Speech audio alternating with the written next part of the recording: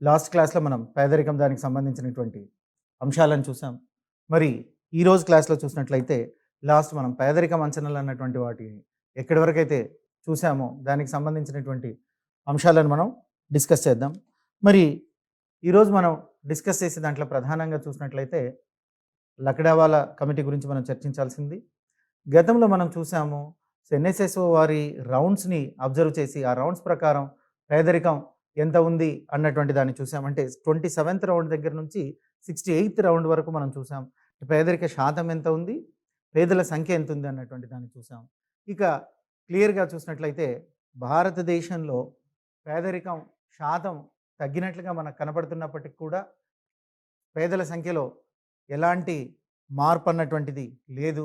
అప్పుడు కూడా చూసినట్లయితే 33% ఏదైతే ఉందో దానికి సంబంధించినటువంటి దాన్ని మనం చూడాల్సినటువంటి అవసరం ఉంది. మరి భారతదేశంలో పేదరికం అంచనాలనేది చూస్తున్నాం. మరి మొదటిగా చూసినట్లయితే దాదాబాయి నవరోజీ గారు దీన్ని అంచనా వేయడం అన్నటువంటిది జరిగింది.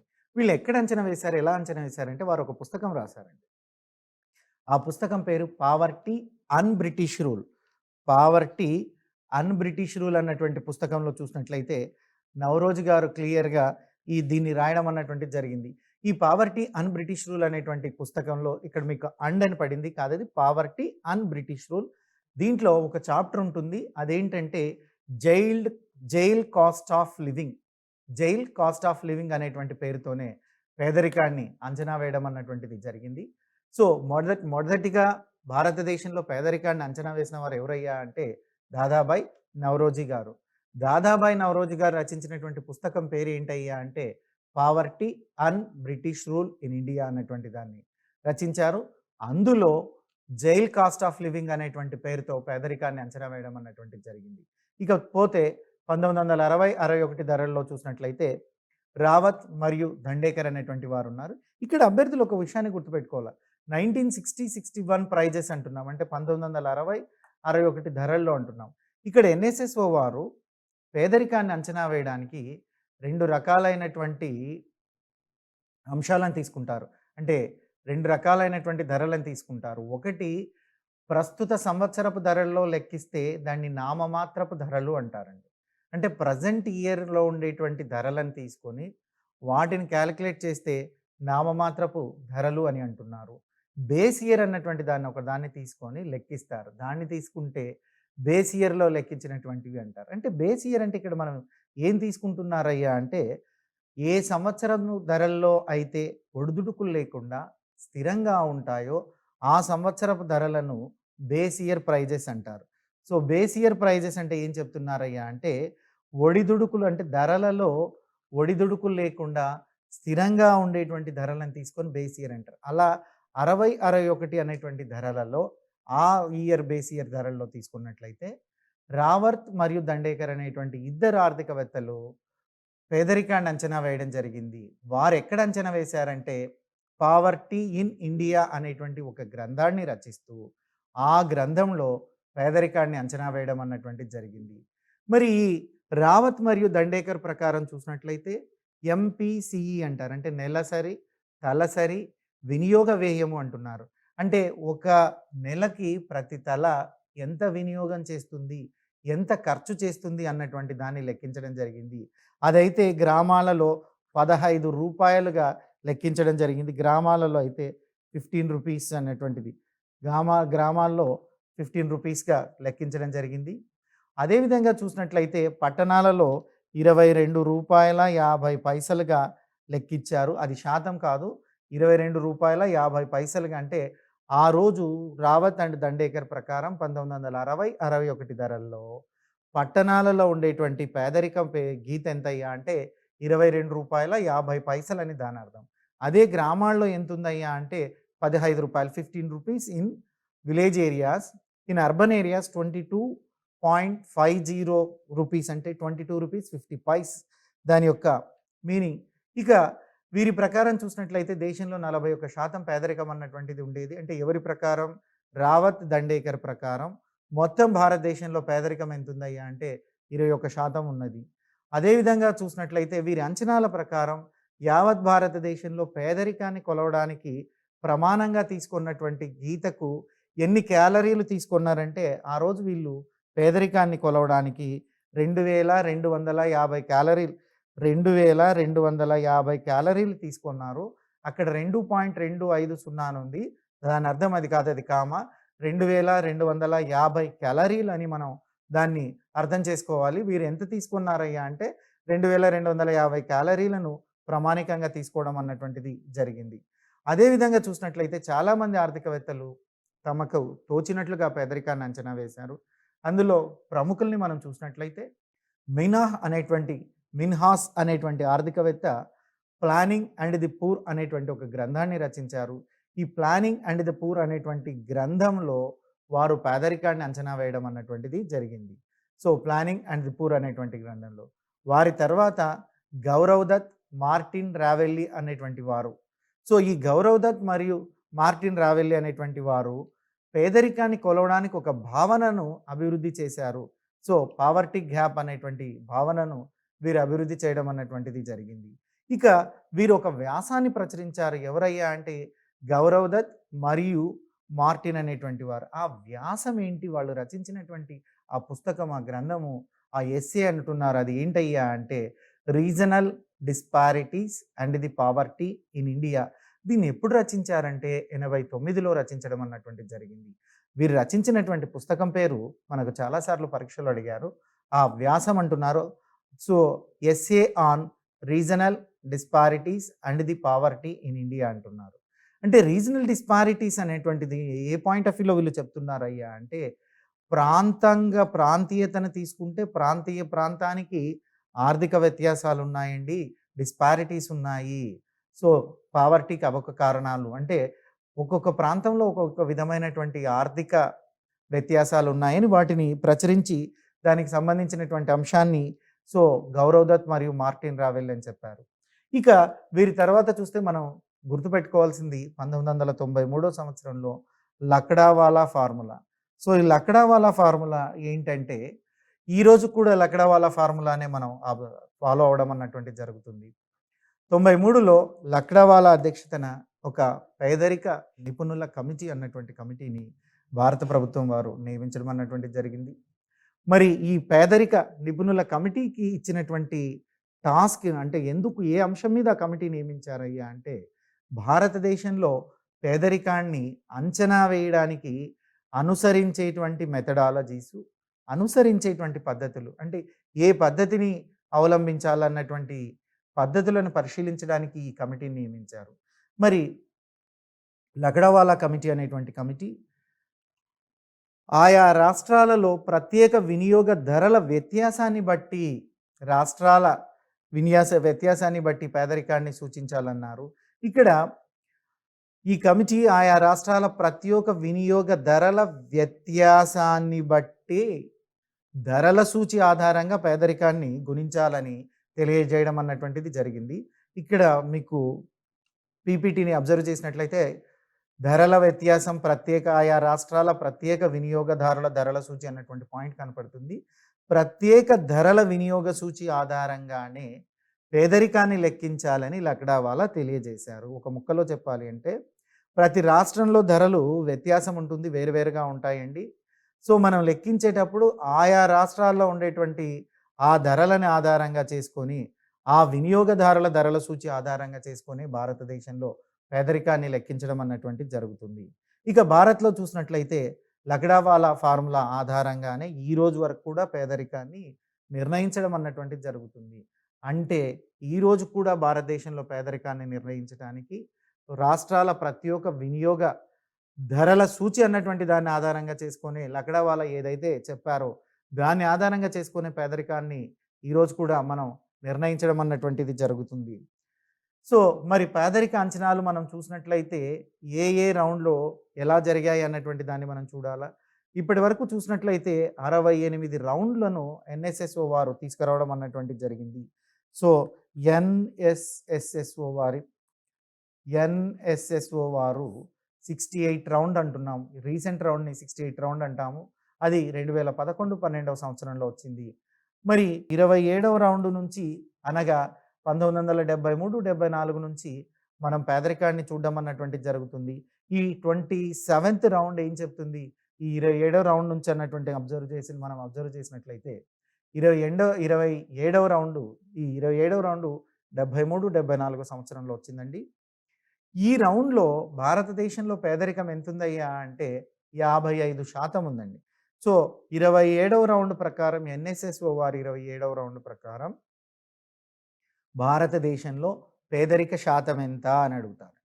27వ రౌండ్ ప్రకారం భారతదేశంలో పేదరిక శాతం 55%గా ఉంది. 55% పేదరిక శాతం ఉంది. మరి పేదల సంఖ్య ఎంత అంటే 73, 74లో 27వ రౌండ్‌ను అనుసరించి భారతదేశంలో ఎంతమంది పేదలు ఉన్నారయ్యా అంటే 32 కోట్ల మంది పేదలు ఉన్నారండి. టోటల్‌గా పేదలు ఎంతమంది ఉన్నారు? 32 కోట్ల మంది పేదలు ఉన్నారు. ఇక 50వ రౌండ్ చూసినట్లయితే దీన్ని 93, 94లో తీసుకురావడం అన్నటువంటిది జరిగింది. ఎన్ఎస్ఎస్ఓ వారు 93, 94లో 50వ రౌండ్ అన్నటువంటి రౌండును తీసుకొనొచ్చారు. ఆ రౌండ్ ప్రకారం భారతదేశంలో పేదరికం చూసినట్లయితే 36% అంటే 73, 74లో 55%గా ఉండేటువంటి పేదరికం 93, 94కి వచ్చేలోగా 36%కి తగ్గింది. అంటే 55% నుంచి 36%కి దాదాపుగా 20% పేదరికం తగ్గినట్లుగా మనకు చూపిస్తున్నప్పటికీ పేదల సంఖ్యలో ఎలాంటి మార్పు రాలేదు. అది 32 కోట్లుగానే ఉంది. 73, 74లో 32 కోట్లుగానే ఉంది. అదేవిధంగా చూసినట్లయితే మనకు 93, 94లో కూడా పేదల సంఖ్య 32 కోట్లుగానే ఉంది. అంటే శాతం అన్నటువంటి దాంట్లో మార్పు వచ్చింది. శాతం తగ్గినట్లుగా నివేదికలు చూపిస్తున్నాయి కానీ సంఖ్యలో మాత్రం ఎలాంటి మార్పు రాలేదు. 73, 74లో 32 కోట్ల మంది పేదలు ఉన్నారు భారతదేశంలో. 93, 94లో కూడా 32 కోట్ల మంది పేదలు భారతదేశంలో ఉన్నారు. అంటే ఇక్కడ అర్థం ఏంటంటే మనం గమనించాల్సింది, అర్థం చేసుకోవాల్సిన పాయింట్ ఏంటంటే శాతం పెరుగుతున్నప్పటికీ సంఖ్యలో మార్పు ఏమాత్రం భారతదేశంలో పెరగడం లేదు. మరి సంఖ్యలో మార్పు ఎందుకు పెరగడం లేదు? సంఖ్యలో మార్పు పెరగకపోవడానికి ప్రధాన కారణం ఏంటంటే విపరీతంగా జనాభా పెరగడమే. విపరీతంగా జనాభా పెరగడం వల్లనే పేదరికం శాతం తగ్గిన పేదల సంఖ్య భారతదేశంలో తగ్గడం లేదు. 61వ రౌండ్‌ను చూసినట్లయితే ఇది 2004, 5వ సంవత్సరంలో వచ్చింది. సో, 61వ రౌండ్ 2004, 5వ సంవత్సరంలో వచ్చింది. ఈ 61వ రౌండ్‌ను అనుసరించి భారతదేశంలో పేదరికం చూసినట్లయితే కేవలం 27% మాత్రమే ఉంది. అంటే అంతకుముందు 36% ఉండేటువంటిది 27% అంటే 93, 94కు నుంచి గమనిస్తే 2004, 5 మధ్య కాలంలో చూసినట్లయితే పేదరికం 9% తగ్గింది. పేదల సంఖ్య కూడా చూసినట్లయితే 2004, 5వ సంవత్సరంలో 61వ రౌండ్‌ను అనుసరించి 30 కోట్లుగా ఉంది. అంటే 2 కోట్ల పేదల సంఖ్య కూడా తగ్గినట్లుగా మనకు 61వ రౌండ్ తెలియజేస్తుంది. ఇక దాని తర్వాత వచ్చినటువంటి 66వ రౌండ్‌ను చూసినట్లయితే ఇది 29.8%గా పేదరికాన్ని చూపిస్తుంది.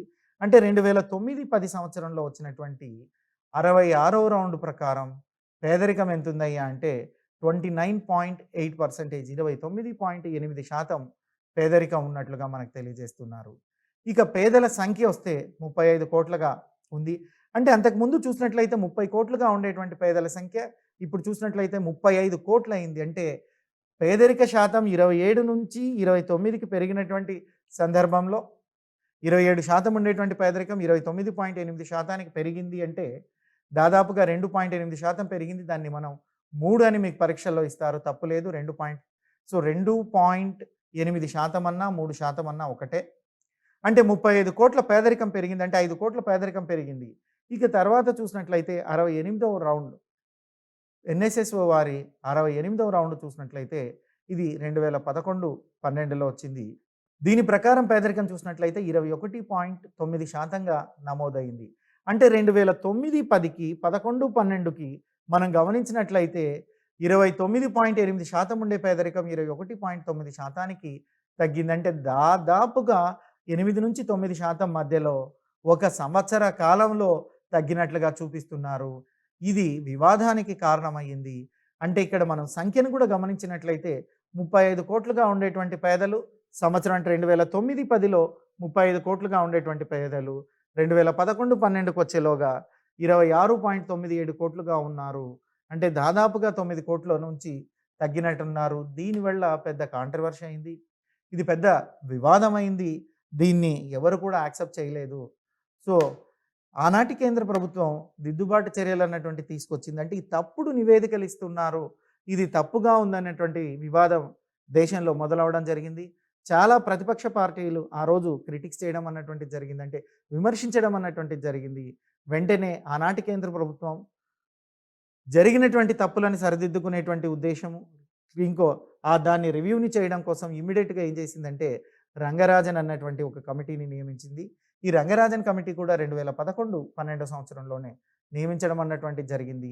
మరి ఈ రంగరాజన్ కమిటీ ప్రకారం చూసినట్లయితే 29.5% పేదరికం ఉంది. 29.5%. పేదల సంఖ్య చూస్తే 36.3 కోట్లుగా 36.3 క్రోర్స్ 36.3 కోట్లుగా నియమించడం జరిగింది. అంటే భారతదేశంలో పేదరికం 73, 74లో 55% ఉంటే, ప్రస్తుతం అంటే రంగరాజన్ కమిటీ ప్రకారం 2011, 12 నాటికి 30% అంటే 29.5% అన్నా 30% అన్నా ఒకటే. అభ్యర్థులు కన్‌ఫ్యూజ్ కావద్దండి. 0.5 తర్వాత రౌండ్ ఫిగర్‌నే తీసుకుంటారు. 29.5% అంటే 30% అని తీసుకుంటారు. అంటే 55% నుంచి 30% వరకు పేదరికం తగ్గింది. కానీ పేదల సంఖ్య 32 కోట్లుగానే ఉంది. అంటే పేదల సంఖ్యలో ఎలాంటి మార్పు లేదు. ఇంకా పైపెచ్చు సంఖ్య పెరుగుతూనే ఉంది, కానీ శాతం మాత్రమే తగ్గుతుంది. ఇది భారతదేశానికి ఆందోళనకరమైనటువంటి అంశము. ఇక్కడ పర్టిక్యులర్‌గా ఎన్ఎస్ఎస్ఓ వారి 61వ రౌండ్‌ను మనం పరిశీలించి చూసినట్లయితే ఇక్కడ కొన్ని విషయాలు, వీరు 2 అంశాలను ఫోకస్ చేస్తున్నారు. ఆ 2 అంశాలు తెలుసుకోవాలా.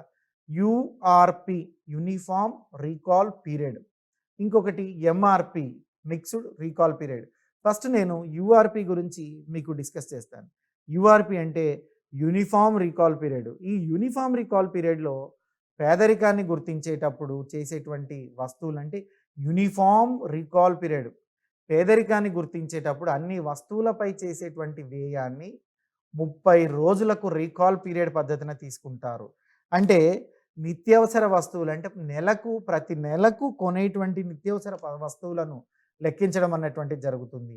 అంటే ప్రతి నెల ఫుడ్ ఐటమ్స్ ఉన్నాయి, ఆహారానికి సంబంధించినటువంటి వ్యయాలు ఉన్నాయి. అవి ప్రతి నెల మనం వ్యయం చేస్తూనే ఉండాలి. అలాంటివంటే ఎవ్రీ 30 డేస్‌కి రీకాల్ పీరియడ్ చేస్తున్నారు. వీటిని మొదటి నెల చేసేటువంటి వ్యయాన్ని ఎంతైతే లెక్కిస్తారో ప్రతి నెల సదరు కుటుంబం అంతే వ్యయం చేస్తుందని భావించడం జరుగుతుంది. ఫర్ ఎగ్జాంపుల్, ఒక కుటుంబం ఉంది, నెలకు ఈ యూనిఫార్మ్ రీకాల్ పీరియడ్ పద్ధతి మనం తీసుకున్నప్పుడు నెలకు ఒక 5,000 రూపాయలు కొన్ని వస్తువుల మీద చేస్తుందనుకుంటే, ప్రతి నెల ఆ వస్తువుల మీద 5,000 రూపాయలు చేస్తున్నట్లుగా మనం లెక్క కడతాం. అంటే ప్రతి నెల చేసేటువంటి వ్యయం, సో ఒక నెల మొదటి నెల చేసినటువంటి వ్యయాన్ని ప్రతి నెల చేస్తారని మనం లెక్కించి తీసుకునే దాన్ని యూఆర్‌పి అంటున్నారు. అంటే యూనిఫార్మ్ రీకాల్ పీరియడ్. దీన్ని ఏం చెప్తున్నారయ్యా అంటే 30 రోజులకు అన్ని వస్తువులపై చేసేటువంటి వ్యయాలను రీకాల్ పీరియడ్ పద్ధతిలో తీసుకుంటారు.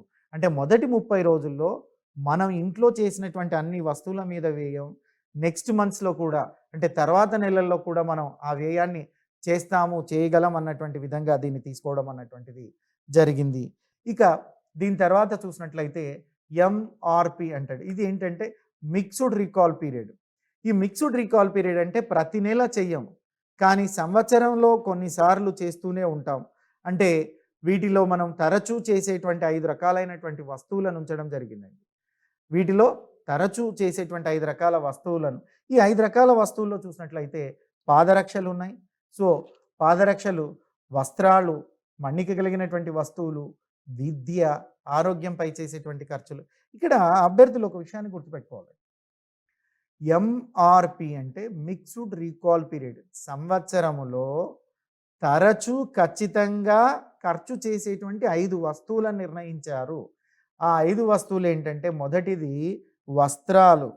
వస్త్రాల విషయానికి వస్తే ఏ కుటుంబమైనా కూడా నెల నెల వస్త్రాలు కొనరు. ఏ వ్యక్తి కూడా, ఏ కుటుంబం కూడా వస్త్రాల పైన ప్రతి నెల ఖర్చు చేయదు. కాబట్టి దీన్ని మిక్స్డ్ రీకాల్ పీరియడ్‌లో ఉంచారు. సంవత్సరంలో తరచు 2 పండగలకు బట్టలు తీసుకోవడమో, ఒక పండగకు బట్టలు కొనుక్కోవడమో, వస్త్రాలను 1, 2 సార్లు అకేషన్స్ కొనుక్కోవడమో జరుగుతుంది. కాబట్టి దీన్ని ఏమంటున్నారు? Mixed recall. సో అదేవిధంగా పాదరక్షకులు, ఎంత ఉన్నోళ్ళైనా కూడా నెల ఒక జత పాదరక్షలు కొనరండి.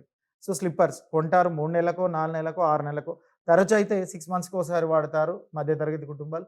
ఇంకొంచెం డబ్బుండేటువంటి కుటుంబాలైతే 3 మంత్స్‌కి ఒకసారి కొనుక్కోవడం అన్నటువంటిది జరుగుతుంది. ఇక అదే విధంగా మన్నిక కలిగినటువంటి వస్తువులు. మన్నిక కలిగినటువంటి వస్తువులు తీసుకుంటే ఒకసారి మనం టీవీనో, ఫ్రిడ్జినో ఇంకొకటో కొంటే ఒక 10, 15 సంవత్సరాల వరకు మళ్ళీ తిరిగి కొనేటువంటి పరిస్థితి ఉండదు. ఇక విద్యపై, అదేవిధంగా ఆరోగ్యంపై చేసేటువంటి ఖర్చు. విద్యపై కూడా ప్రతి నెల మనం ఖర్చు చేయమండి. సంవత్సరం మొత్తానికి విద్యపైన చేసేటువంటి ఖర్చును లెక్కిస్తారు. ఇక ఆరోగ్యం అంతా చూసుకున్నట్లయితే, ఆరోగ్యం విషయంలో కూడా చూసినట్లయితే, సో, సంవత్సరంలో 2 సార్లో, 3 సార్లో హాస్పిటలైజ్ అయితాం. హాస్పిటల్ పోయి ఇంజెక్షన్ చేయించుకోవడం ఏదో చేయించుకుంటాం గానీ, తరచూ రెగ్యులర్‌గా సో, ఇంటికి పప్పులు కొన్నట్టుగానో, లేకపోతే బియ్యం కొన్నట్టుగానో, ఆయిల్స్ కొన్నట్టుగానే డాక్టర్ దగ్గర పోయి ప్రతి నెల మనం ఆరోగ్యంపై ఖర్చు చేయం. అందుకే తరచూ ఖర్చు చేసేటువంటి వాటిని మిక్స్డ్ రీకాల్ పీరియడ్‌లో ఉంచడం అన్నటువంటిది జరిగింది. ఈ మిక్స్డ్ రీకాల్ పీరియడ్‌లో 5 వస్తువులను ఉంచుతున్నారు. ఆ 5 వస్తువులు వస్త్రాలు, పాదరక్షలు, మన్నిక కలిగిన వస్తువులు, విద్య, ఆరోగ్యంపై చేసేటువంటి ఖర్చులు. ఇక వీటిని 365 డేస్ రీకాల్ ప్రాతిపదికన తీసుకుంటారు. అంటే 365 డేస్ రీకాల్ అంటే ఏంటంటే 365 రోజుల్లో ఎప్పుడో ఒకసారి ఖచ్చితంగా ఈ 5 వస్తువులను కొంటారు. 1 కావచ్చు, 2 సార్లు కావచ్చు. కానీ ప్రతి నెల కొనరు. సంవత్సరంలో ఎప్పుడో ఒకసారి కొంటారన్నటువంటి ఉద్దేశంతో లెక్కించడం జరుగుతుంది. అదేవిధంగా ప్రతి నెలకు కొనేటువంటి వస్తువులను 30 రోజుల కంటే 30 డేస్ రీకాల్ పీరియడ్ అంటారు. ఈ 30 డేస్ రీకాల్ పీరియడ్ ఏంటంటే ప్రతి నెల 30 రోజులకు చేసేటువంటి వస్తువులను 30 రోజుల ఖర్చు చేసేటువంటి వస్తువులను ఇందులో తీసుకుంటారు. అభ్యర్థులు గుర్తుపెట్టుకోవాలి. యూఆర్‌పీ అంటే ఏంటి? ఎంఆర్‌పీ అంటే ఏంటి? సో, యూఆర్‌పీ అంటే ప్రతి నెలకు చేసేటువంటి ఖర్చును తీసుకుంటారు. మొదటి నెలకు చేసేటువంటి ఖర్చే ప్రతి నెల చేస్తారని భావించి లెక్కించడం జరుగుతుంది. ఎంఆర్‌పీ అంటే మిక్స్డ్ రీకాల్ పీరియడ్. ఇందులో తరచూ చేసేటువంటి 5 వస్తువులను తీసుకున్నారు. దీన్ని 365 డేస్‌కి లెక్కించడం జరుగుతుంది. అంటే ఒక సంవత్సర కాలానికి లెక్కిస్తారు. సంవత్సరంలో తరచూ చేసేటువంటి 5 వస్తువులను ఇందులో ఉంచడం అన్నటువంటిది జరుగుతుంది. ఇకపోతే సురేష్ టెండూల్కర్ అధ్యక్షతన పేదరికాన్ని అంచనా వేయడానికి ఒక కమిటీ అన్నటువంటి కమిటీని వేశారు. సో, వాస్తవంగా సురేష్ టెండూల్కర్‌కి ఉండేటువంటి కమిటీ ఏంటి? సురేష్ టెండూల్కర్‌కి ఉండేటువంటి కమిటీ అన్నటువంటి దాన్ని మనం చూసినట్లయితే పేదరిక అంచనాలను సవరించడానికి వేశారండి. అంటే గతంలో ఉండేటువంటి పేదరిక అంచనాలు అలాగే కొనసాగించాలా? లేదా పేదరిక అంచనాలలో ఏమైనా మార్పు చేర్పులు చేర్చాలా? సవరించడము అంటే అది సురేష్ టెండూల్కర్ ఇచ్చినటువంటి టాస్క్ ఏంటంటే పేదరిక అంచనాలను సవరించడానికి సో, ఆయన అధ్యక్షతన వేశారు. సో, ఈయన చూసినట్లయితే 2005లో ఈయన యొక్క నివేదిక అన్నటువంటిది తీసుకొనొచ్చారు. ఈయన 2005లో కమిటీని ఇస్తే సురేష్ టెండూల్కర్ అనేటువంటి వ్యక్తి ఆనాడు ప్రధానమంత్రికి ఆర్థిక సలహాదారుగా ఉన్నారు.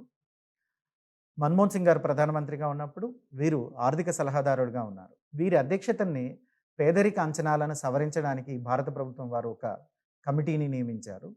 దాన్ని మనం ఏమంటున్నాం? రివ్యూడ్ మెథడాలజీ అంటున్నాం. ఈ రివ్యూడ్ మెథడాలజీ అన్నటువంటి కమిటీ వీరి అధ్యక్షతలనే నియమించడం అన్నటువంటిది జరిగింది. యాక్చువల్‌గా ఈ రివ్యూడ్ అంటే ఏంటంటే ఇప్పుడు ఉండేటువంటి మెథడాలజీ సరిపోతుందా? లేదా? ఇంకా ఏమైనా సవరించాలా? ఇంకా ఏమైనా సూచనలు, సలహాలు కావాలా? అన్నటువంటి దాంతోనే ఆ అంశాలను పరిశీలించడం కొరకే ఈ కమిటీ అన్నటువంటిది వేశారు. 2005 సంవత్సరంలో ఈ కమిటీ నియమించడం అన్నటువంటిది జరిగింది. నివేదికను చూసినట్లయితే 2009లో నివేదిక ఇవ్వడం అన్నటువంటిది జరిగింది. ఇక ఈ కమిటీలో చూసినట్లయితే వీరు సమర్పించినటువంటి నివేదికలో మన్నికైన వస్తువులు, విద్య, ఆరోగ్యం వంటి అంశాలను తీసుకొని తమ నివేదికను వీరు సమర్పించడం జరిగింది. నివేదికను సమర్పించడానికి వీరు దేన్ని ప్రాతిపదికగా తీసుకున్నారయ్యా అంటే మన్నిక కలిగినటువంటి వస్తువులను, విద్యను, ఆరోగ్యాన్ని అంటే ఈ 3 అంశాలను ప్రాతిపదికగా తీసుకున్నారు. అంతకుముందు ఆర్థికవేత్తలు తీసుకున్నటువంటి అంశాలతో పాటుగా వీరు మన్నికైనటువంటి వస్తువులు, విద్య, ఆరోగ్యం అన్నటువంటి అంశాలను ప్రాతిపదిక తీసుకొని నివేదికను సమర్పించారు. ఇక వీరి నివేదికలోని అంశాలను మనం పరిశీలించినట్లయితే సూచనలు, సలహాలు ఎలా ఉన్నాయి సురేష్ టెండూల్కర్ అన్నటువంటి విషయాన్ని మనం చూసినట్లయితే మొదటి సూచన ఏం చెప్తున్నారయ్యా అంటే ఎన్ఎస్ఎస్ఓ ద్వారా సేకరించినటువంటి ప్రైవేటు గృహ కుటుంబ వినియోగ వ్యయం ఆధారంగానే పేదరిక అంచనాలు ఆధారపడి ఉండాలి. ద ఫస్ట్ పాయింట్ ఏం చెప్తున్నారయ్యా అంటే పేదరికాన్ని అంచనా వేయడానికి కుటుంబ వినియోగ వ్యయం ఆధారంగా పేదరికాన్ని అంచనా వేయాలి. అంటే ఎన్ఎస్ఎస్ఓ వారు సేకరించినటువంటి ప్రైవేటు లేదా కుటుంబ వినియోగం, కుటుంబ వినియోగం అన్నా ఒకటే, గృహ వినియోగ వ్యయం ఆధారంగానే పేదరికాన్ని అంచనా వేయాలి అని సురేష్ టెండూల్కర్ గారు చెప్పడం జరిగింది. ఇక రెండవది చూసినట్లయితే ప్రస్తుతం ఉన్నటువంటి యూఆర్పి పద్ధతికి బదులుగా ఎంఆర్పి పద్ధతిని అనుసరించాలి. మనం రెండింటిని మాట్లాడుకున్నాం. యూఆర్పి పద్ధతి అంటే ఏంటి, ఎంఆర్పి పద్ధతి అంటే ఏంటి? యూనిఫామ్ రీకాల్ పీరియడ్, అదేవిధంగా మిక్స్డ్ రీకాల్ పీరియడ్. వీరు ఏం చేస్తారయ్యా అంటే యూఆర్పి పద్ధతికి బదులుగా మిక్స్డ్ రీకాల్ పద్ధతి అన్నటువంటిది అనుసరించాలని సురేష్ టెండూల్కర్ గారు సూచించారు. ఇక రెండో విషయం ఏంటంటే పూర్తిగా ఎంఆర్పి పద్ధతి అన్నటువంటి పద్ధతిని ఉపయోగించాలి. ఆ పద్ధతిలోనే పేదరికాన్ని అంచనా వేస్తే బాగుంటుందని సురేష్ టెండూల్కర్ గారు రికమెండ్ చేయడం అన్నటువంటిది జరిగింది. ఇక వీరి నివేదిక ప్రకారం ఎంపీసీఈసి అంటే గ్రామాలలో సో ఎంత ఉంది, పట్టణాల్లో ఎంత ఉంది చూడాలి. ఎంపీసీఈ అంటే monthly per capital consumer expenditure అంటున్నారు. ఇది గ్రామాలలో ఎంత ఉంటుంది, పట్టణాల్లో ఎంత ఉంటుంది అన్నటువంటి దాన్ని చూసినట్లయితే గ్రామాలలో ఒక నెలకు ₹446.68. సో అది ₹446.68 శాతం అన్నటువంటిది తప్పుగా ప్రింట్ అయింది. అభ్యర్థులు దాన్ని ఏం చదువుకోవాలంటే 446.68 రూపీస్ అంటే ₹446.68. అదే పట్టణాలలో అయితే ₹578 పట్టణాల విషయానికి వస్తే ₹578 నిర్ణయించడం అన్నటువంటిది జరిగింది. సో ఇక సురేష్ టెండూల్ ప్రకారం మొత్తం భారతదేశంలో చూసినట్లయితే పేదరికం ఎంత ఉందయ్యా అంటే 37.2% ఉంది. పేదరికం 37.2% ఉంది. మరి గ్రామాలలో ఎంతని ఎంపీసీఈగా నిర్ణయించాడు, ఎంపీసీఈగా అంటే ₹446.68 అంటే ₹446.68 గాను. అదే పట్టణాల విషయానికి వస్తే ₹578 గాను నిర్ణయించడం అన్నటువంటిది జరిగింది. ఇక సురేష్ టెండూల్కర్ ప్రకారం యావత్ భారతదేశంలో పేదరికం 37.2% ఉంది. 37.2% ఉంది. ఇక వీరి తర్వాత చూసినట్లయితే ఎన్సి సక్సేనా గారి ఆధ్వర్యంలో భారత ప్రభుత్వం వారు ఒక మెథడాలజీని గుర్తించడానికి, రివ్యూని గుర్తించడానికి ఒక కమిటీని నియమించడం అన్నటువంటిది జరిగింది. సో గ్రామీణ ప్రాంతాలలో బీపీఎల్ కుటుంబాలను గుర్తించడానికి అనుసరించాల్సినటువంటి మెథడాలజీని సూచించడానికి ఎన్సి సక్సేనా కమిటీని నియమించారు. బాగా గుర్తుపెట్టుకోండమ్మా. ఎన్సి సక్సేనా కమిటీ ఎందుకు వేశారు అంటే గ్రామీణ ప్రాంతాలలో బీపీఎల్ కుటుంబాలను గుర్తించేందుకు, గుర్తించేందుకే ఎన్సి సక్సేనా కమిటీ అన్నటువంటిది నియమించడం జరిగింది. బీపీఎల్ కుటుంబాలను ఏ విధంగా గుర్తించడానికి అనుసరించాల్సిన మెథడాలజీ ఏంటి అన్నటువంటి దాన్నే ఈ కమిటీకి ఇచ్చినటువంటి టాస్క్గా చెప్తారు. ఈ ఎన్సి సక్సేనా కమిటీని ఎవరు నియమించారయ్యా అంటే గ్రామీణ అభివృద్ధి శాఖ వారు ఈ కమిటీని నియమించడం అన్నటువంటిది జరిగింది.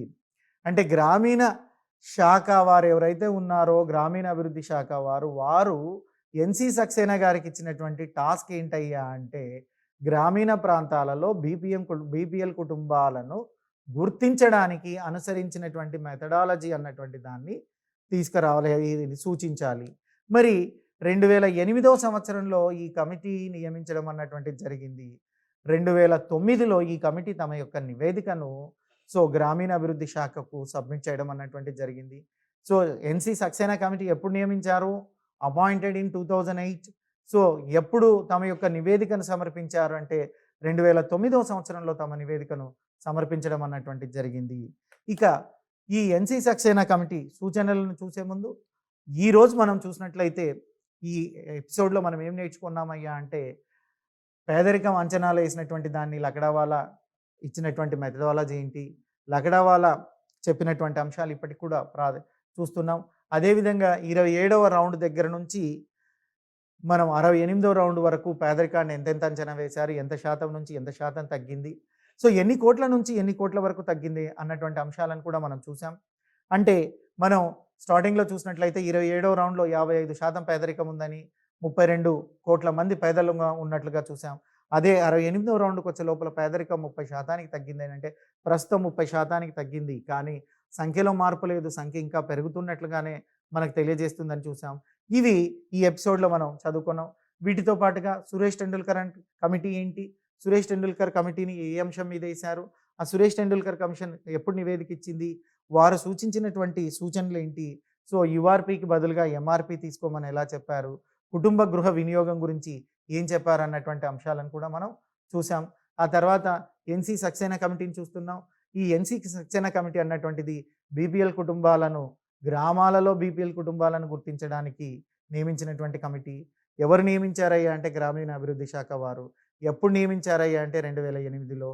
నివేదిక ఎప్పుడు సమర్పించారయ్యా అంటే 2009లో సమర్పించడం అన్నటువంటిది జరిగింది. ఇక నెక్స్ట్ ఎపిసోడ్లో ఈ ఎన్సీ సక్సేనా కమిటీ యొక్క సూచనలు ఏమున్నాయి అన్నటువంటి వాటిని మనం చూద్దాం. So thank you.